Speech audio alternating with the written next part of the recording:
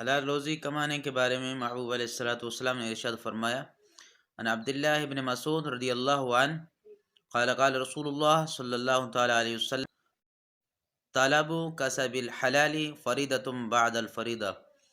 حضور صلی اللہ تعالی علیہ وسلم نے ارشاد فرمایا، عبداللہ بن مسعود سے روایت، حضور نے فرمایا شریعت کے دیگر فرائض کے بعد حلال روزی حاصل کرنا فرض ہے۔ ایک اور حدیث میں حضور نے فرمایا، ان ابی بکر ان رسول اللہ صلی اللہ تعالی علیہ وسلم قال لا يدخل الجنہ جسد غذی بالحرام۔ از ابو بکر رضی اللہ تعالی عنہ سے روایت کہ سرکار اقدس صلی اللہ تعالی علیہ وسلم نے ارشاد فرمایا، جس بدن کو حرام غذا سے پالا گیا وہ جنت میں داخل نہیں ہوگا۔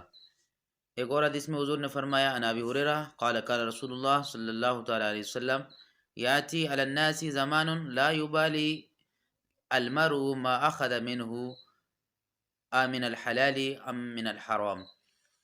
حضور علیہ السلام نے ارشاد فرمایا، ابو ہریرہ رضی اللہ تعالیٰ عنہ سے روایت کہ حضور نے فرمایا، لوگوں پر ایسا ایک زمانہ بھی آئے گا جب کہ کوئی اس بات کی پرواہ نہ کرے گا کہ اس نے جو مال حاصل کیا وہ حلال سے ہے یا حرام سے، او کما قال علیہ السلام۔ اللہ تبارک و تعالی حلال روزی کمانے کی توفیق نصیب فرمائے، حرام سے بچائے۔